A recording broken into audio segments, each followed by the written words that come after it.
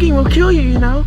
My daddy told me that smoking is super uncool. Well, yeah, why the fuck else do you think I do it? I can't wait until I breathe my final breath on this shithole planet.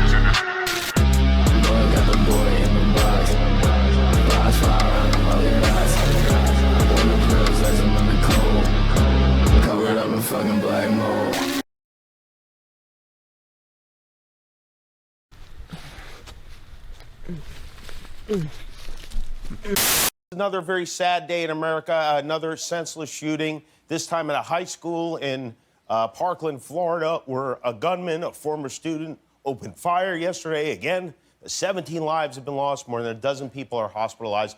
And here's what you do to fix that. Tell your buddies in Congress, tell Paul Ryan and Mitch McConnell and Marco Rubio, all the family men who care so much about their communities, that what we need are laws, real laws, that do everything possible to keep assault rifles out of the hands of people who are going to shoot our kids. And don't you dare let anyone say it's too soon to be talking about it, because he said it after Vegas, he said it after Sandy Hook, you say that after every one of these 8 now fatal school shootings we had in this country this year. Children are being murdered.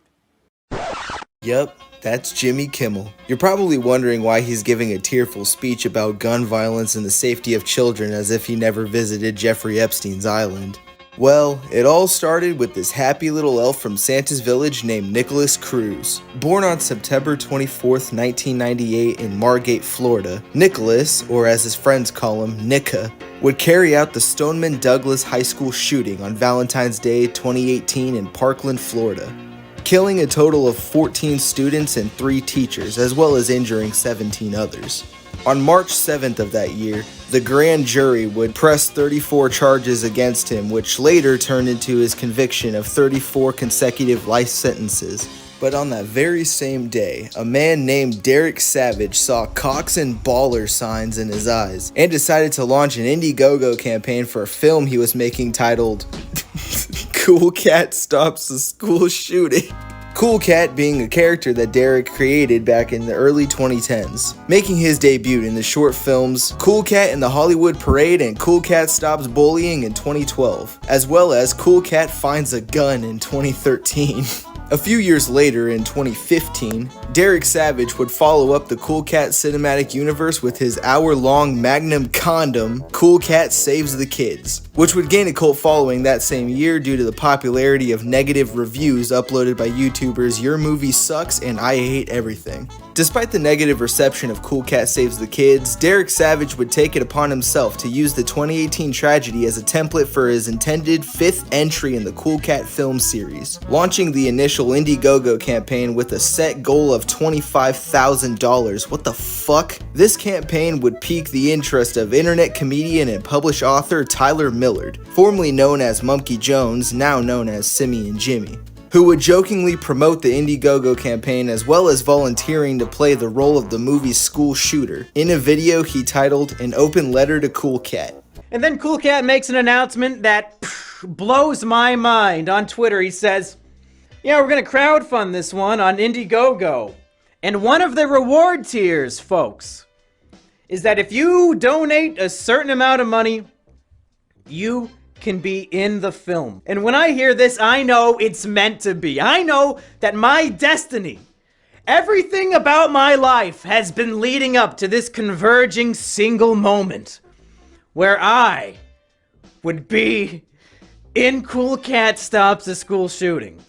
So that is why I am making this open letter to you, Cool Cat.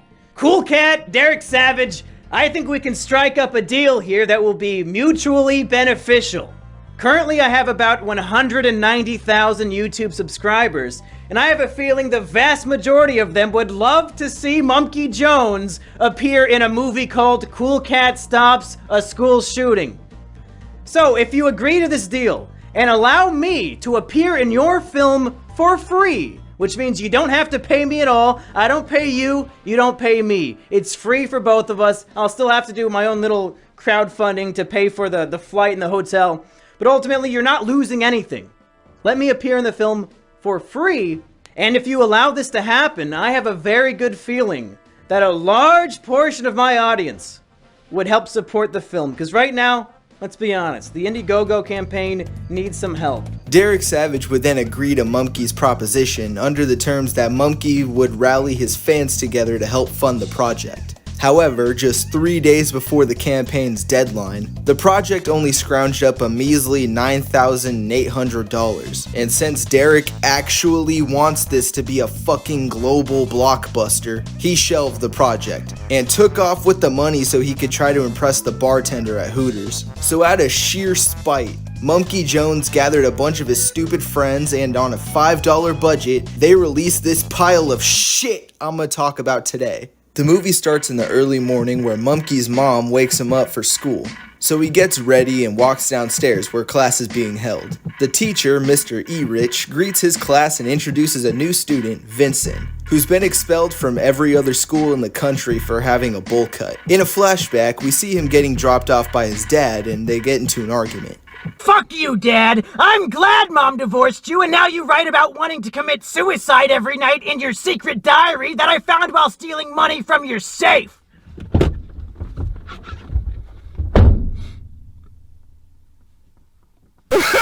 In the next flashback, we see Vincent's dad arguing with his ex-wife before he sits down and watches TV, where a commercial for Mr. E-Rich's school comes on, and here we get to meet some of the other students. There's the titular Munkey Jones, who's Mr. E-Rich's son, Jumpy Moans, who was sent there for wanting to rape his teachers, and Fabulous Feline, who was transferred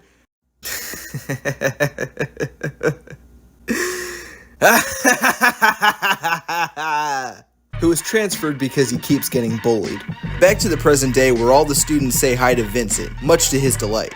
Mr. E-Rich drags Vincent to the front of the class so his classmates can introduce themselves. I'm Jumpy Moans, and religion has cut my constant masturbation down by 3%. Vincent reveals that he's an atheist, Vincent reveals that he's an atheist, which shocks everyone. However, Mr. E-Rich vows to use the power of Christ to touch his no-no place.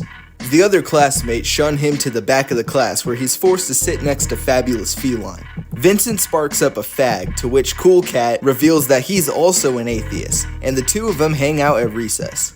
Fabulous Feline opens up his asshole and tells Vincent how he still gets treated like an outcast despite transferring to a safe haven school. Vincent goes on a tirade about how hypocritical Christians are and the two form a bond. Then we cut to Vincent's dad who's sitting in his car arguing with his ex-wife over the phone. Well, I'll have you know I've got an M9 pistol and an AR-15, so I've got plenty of options for killing myself. Vincent hops in the car and complains that his day was shitty, but his dad brushes him off by giving him $20. Later, it's revealed that Vincent will be sent to military school if he gets kicked out again. Oh, my sweet boy. I know how important those candles are to you. Now, come on, let's go home. I need your help getting Daddy's big boy toys in the attic. Daddy's got a date with God. The next day, Mr. E-Rich gives Vincent an ultimatum, demanding he become a devout Christian by the next morning or else he'd be expelled. During recess, Cool Cat encourages Vincent to simply pretend he's a Christian. But if pretending to be something you're not was so easy, I'm pretty sure trannies wouldn't need $1,000 surgery. I'm sorry, that was a little too fucked up. Here's what he actually said. If pretending to be something you're not was so easy, I'm pretty sure 6 million less Jews would have died in the Holocaust. Vincent plans to steal his dad's guns and shoot up the school, to which Fabulous Feline agrees to join, so they make out.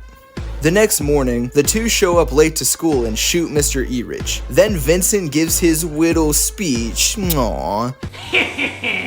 Since you Christians love God so much, I'd say it's about time you met him. Munkey gets shot trying to grab his Bible and wakes up in heaven. God shows up and says that he's bringing Munkey back from the dead to stop the shooting. I'm sick and tired of all these atheist school shootings. I keep sitting here, watching them happen, doing nothing about it. A lot of people at this point doubt if I even exist. They're thinking, what are you doing, just sitting there on a cloud and jerking off watching these kids die? Just beating your meat to these kids dying? You get off on it? Does it give you your godly jollies? And I say yes! Munkey comes back to life and tries to stop the shooters with The power of love. but he gets shot again. To which God tells him that the Gospels have a typo, and the real way to stop a bad guy with a gun is a microwaved hot dog. Munkey comes back to life, swinging dick, and butt fucks Vincent and the cool cat in the hat. What you say? Then the president of Canada sends Munkey a congratulatory video and the movie ends. Boo! For a representation of a very specific time in internet history, this 20-minute shitpost made out of pure spite holds up a lot better than you might expect. I know nowadays we're a little spoiled with modern internet videos in general having studio grade equipment and an overtly long runtime, crammed with enough bullshit to hook the lowest common denominator types of people long enough so the creator can pretend they're more entertaining than they actually are, coupled with boring ass titles and creators with a personality less interesting than water.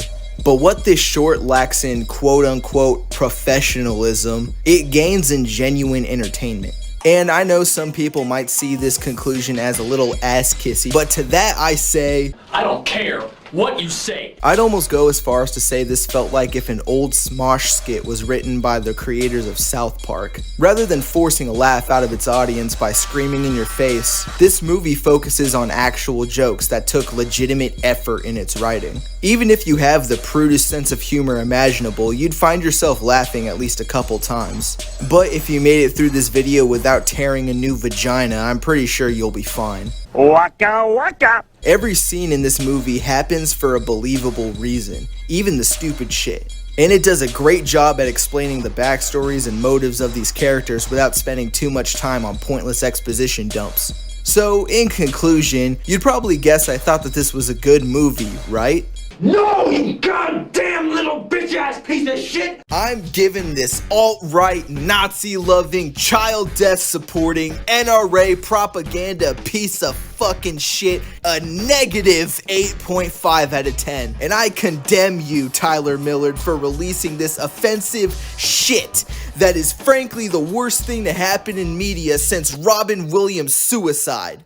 I'm gonna pull out a goddamn shotgun and blow your damn head off. Do you understand, you little worthless piece of crap? I'm a half brother and my fully fledged